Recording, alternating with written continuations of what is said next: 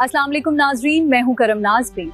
मैं हूं मलिक अली अहमद और आप देख रहे हैं सिटी 24 न्यूज। आइए नजर डालते हैं आज की अहम खबरों पर।